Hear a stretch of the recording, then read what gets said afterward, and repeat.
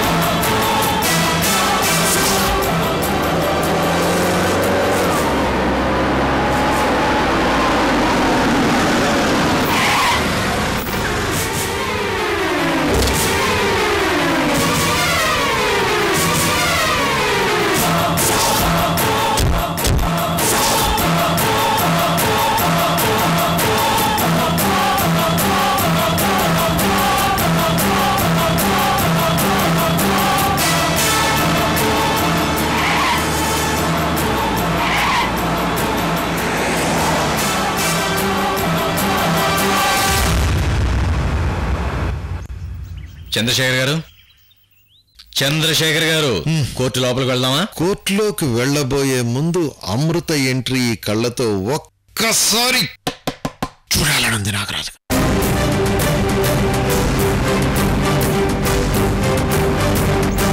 సీతే అమృతని confirm అయింది కదా, direct గా కోర్టులోనే ఢీకుంటున్నారు కదా, ఇక ఎదురు చూడటం ఎందుకు? రండి.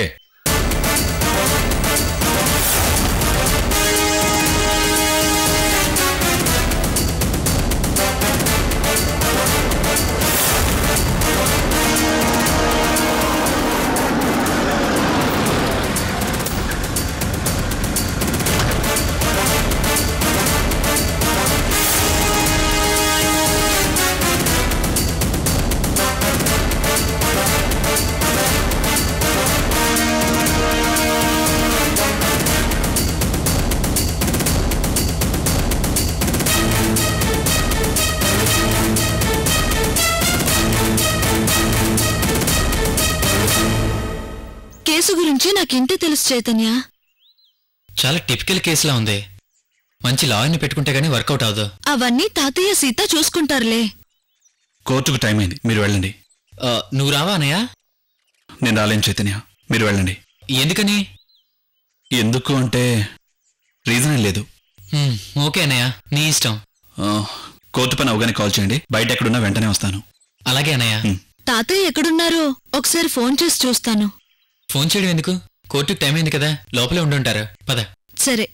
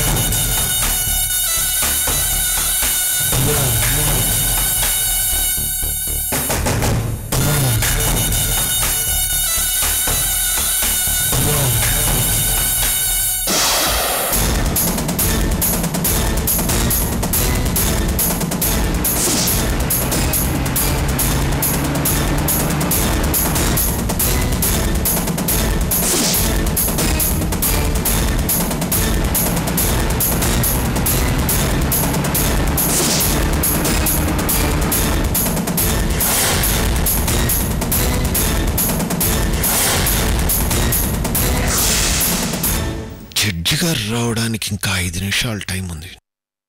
లాయర్ అమృత ఎక్కడా వస్తున్నావా లేదా?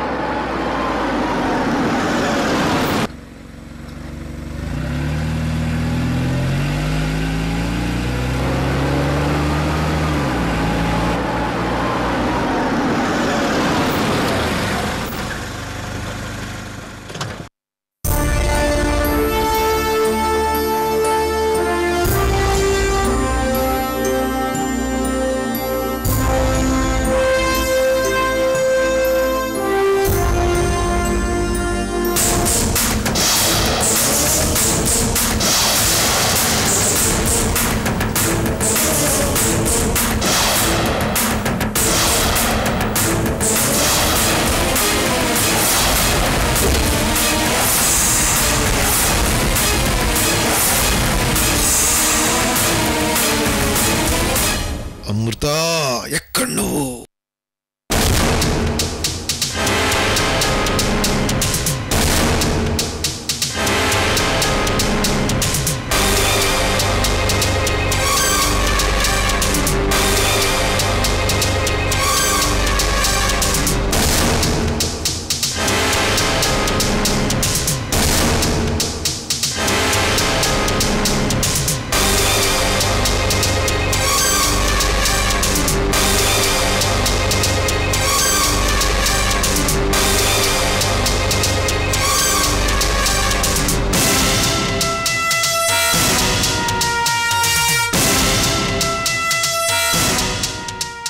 చంద్రశేఖర్ గారు మొదలు పెట్టండి. సారీ యువర్ ఆనర్, ప్రతివాది లాయర్ గారు ఇంకా కోర్టుకి రాలేదు. వచ్చాను యువర్ ఆనర్.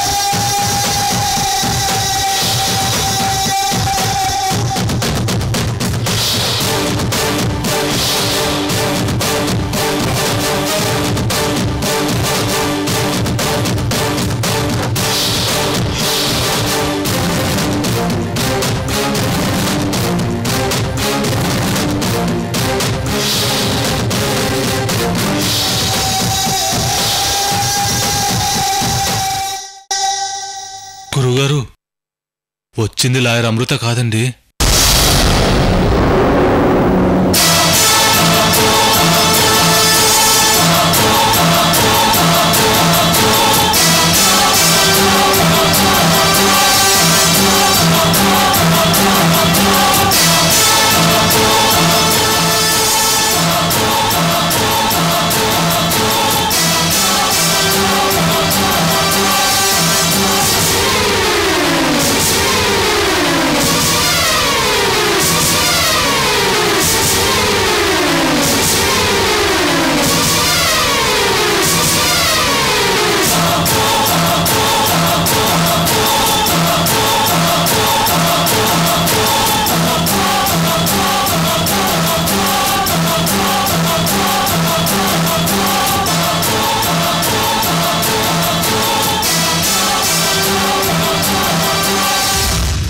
ఒక్క నిమిషం ఆలస్యమైనందుకు కోర్టు వారిని క్షమించమని కోరుతున్నాను your honour. It's all right.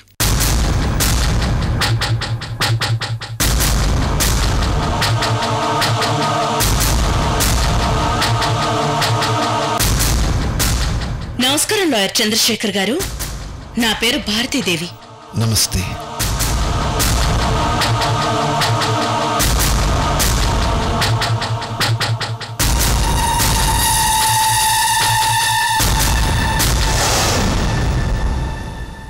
Chandrasekhar గారు, వాదన మొదలు పెట్టండి.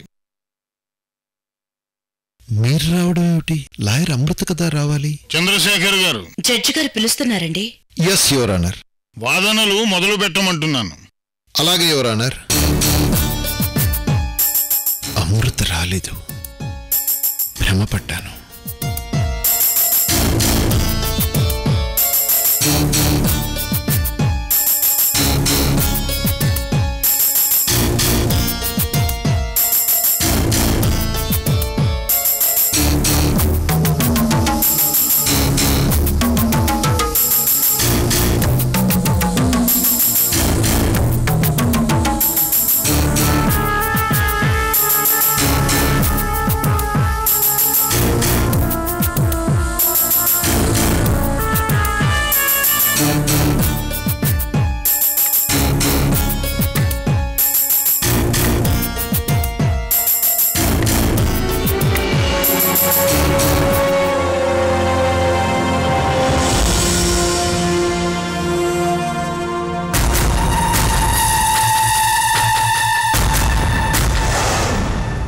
యువర్ ఆనర్, రక్త సంబంధాల నేపథ్యంలో చాలా కేసులు కోర్టులో నమోదయ్యాయి. ఇటువంటి కేసుల్లో భావోద్వేగాలు ఎక్కువగా చోటు చేసుకుంటూ ఉంటాయి. ఇది చాలా చాలా సున్నితమైన కేసుగా నేను మనవి చేసుకుంటున్నాను.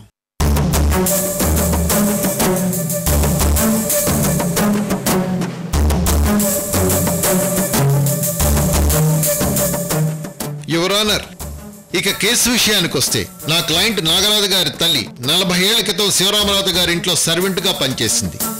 ఆవిడ పేరు సుశీలమ్మ.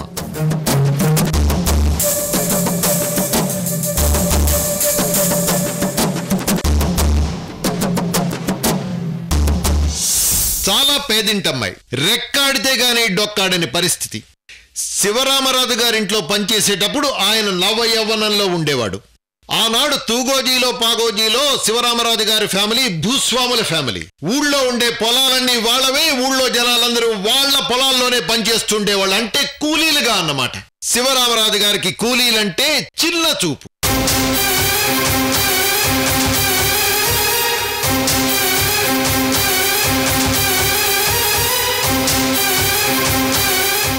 ఖచ్చితమైన మాటల్లో చెప్పాలంటే పెత్తందారి అహంకారం. ఏం చేసినా భరించాలి, ఏమన్నా సహించాలి, ఏం చేసినా నోరు మెదపకూడదు. ఇది ఈయన గారి వ్యక్తిత్వం.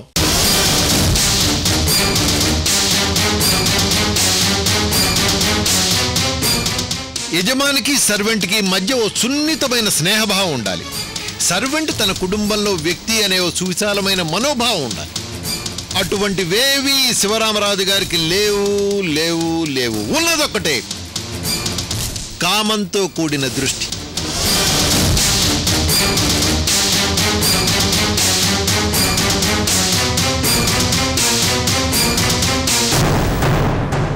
ఆ దృష్టితోనే సుశీలమ్మని బెదిరించాడు. యజమాని చెప్పినట్టు వినాలని హెచ్చరించాడు.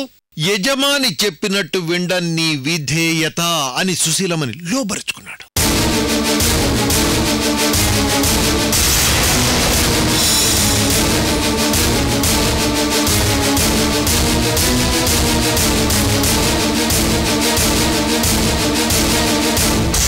సుశీలమ్మ యజమాని దౌర్జన్యానికి కన్నీరు మున్నీరైంది.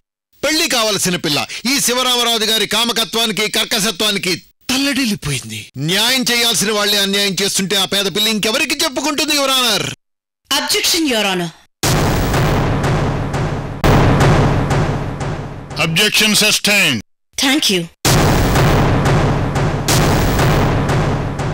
Your honour. చంద్రశేఖర్ గారు ఇది కోర్టు అన్న విషయం మర్చిపోతున్నారు. కేసు వాదించేటప్పుడు సాక్ష్యాలు సాక్ష్యాధారాలు బేస్డ్ గా వాదన ఉండాలి. అలా కాకుండా లాయర్ గారేమో ఒక రచయిత కథ భావావేశంతో చెప్పినట్టు చందమామ కథలా శివరామరాజు గారి గురించి చెప్తున్నారు.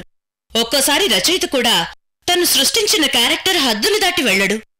మరి మన లాయర్ గారేమో రచయిత కంటే ఎక్కువగా ఊహాజనితంగా మాట్లాడుతున్నారు. దీనికి నేను అభ్యంతరం వ్యక్తం చేస్తున్నాను, యువర్ ఆనర్.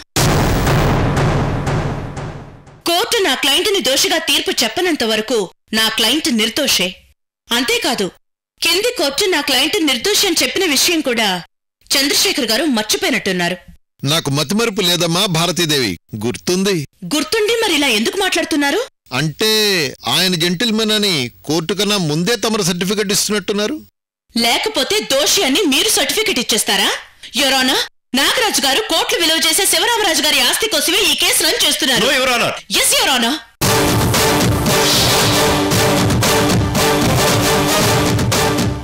ఒకసారి నా క్లయింట్ వయసుని కూడా మీరు పరిగణనలోకి తీసుకోవాలి.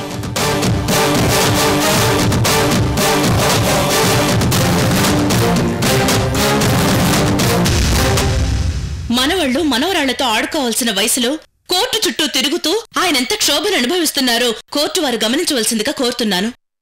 యువర్ ఆనర్, లాయర్ భారతీదేవి గారు తమ క్లయింట్ శివరామరాజు గారి మీద సింపతి చూపించమని అడుగుతున్నారు. చాలా బాగుంది. మరి తండ్రో అని మొరెత్తుకుంటున్న నా క్లయింట్ మీద కూడా అదే సింపతి చూపించాలిగా. ఈ వయసులో తను తప్పు చేయలేదు అని కోర్టు మెట్లెక్కి నిరూపించుకోవడానికి ప్రయత్నం చేస్తున్నాడంటే సింపతి చూపించాల్సిన అవసరం ఏముంటుంది యువర్ ఆనర్? చేసిన తప్పుని ఒప్పుకోవాలి, అన్యాయం చేస్తే శిక్ష అనుభవించాలి. మై డియర్ భారతీదేవి గారు, కోర్టులో వయసులో ఉన్న వాళ్ళకి ఓ న్యాయం, వయసు మళ్ళిన వాళ్ళకి ఇంకో న్యాయం ఉండదు. ఇది గమనించాలని ప్రార్థన. యువర్ ఆనర్, శివరామరాజు గారికి వారసుడు లేడు అన్న విషయం నాగరాజుకి బాగా తెలుసు. అందుకే ఎప్పటికైనా శివరామరాజు గారి ఆస్తి దక్కించుకోవాలన్న ఆరాటం తప్ప అమ్మ మీద ప్రేమ కాదు. భారతీదేవి గారు, మర్యాదగా మాట్లాడండి. ఎవరు డబ్బు మనిషి? ఎవడాస్తి ఎవరికి కావాలి? ఆ శివరామరాజు కోట్ల ఆస్తి కాదు కదా. చిల్లి గవ్వకు కూడా నేను ఆశించలేదు. అది నా వ్యక్తిత్వం కాదు. మీ అమ్మకి అన్యాయం చేశాను. నీ తండ్రి నేనేనని ఆయన ఒప్పుకోమనండి. నా ఆస్తి మొత్తం ఆయనకే రాసిస్తాను. చచ్చే వరకు జీవితాంతో నాన్న అని నెత్తి మీద పెట్టుకొని పూజిస్తాను. అంతేకాని డబ్బు కోసం కాదు లాయర్ గారు, డబ్బు కోసం కాదు.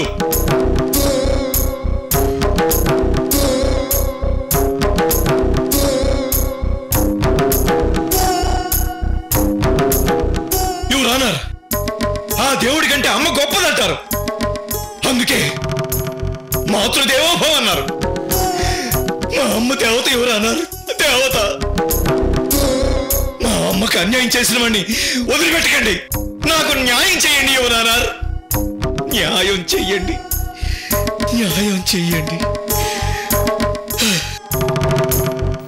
భగవంతుడా, ఈ మూర్ఖుడిని కోర్టు మార్చగలదా? యువర్ ఆనర్, కళ్ళ ముందున్న ఈ కసాయి తండ్రి బిడ్డగా ఒప్పుకోవటం లేదు.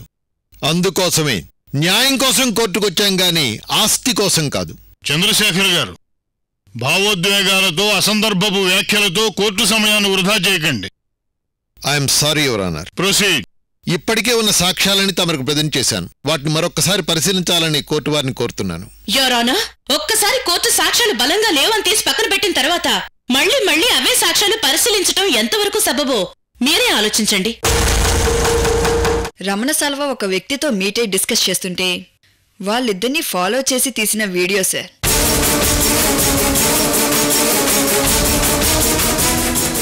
ఆ వ్యక్తి ఎవరో తెలీదు గాని అతనికి చెవు పోగుంది సార్.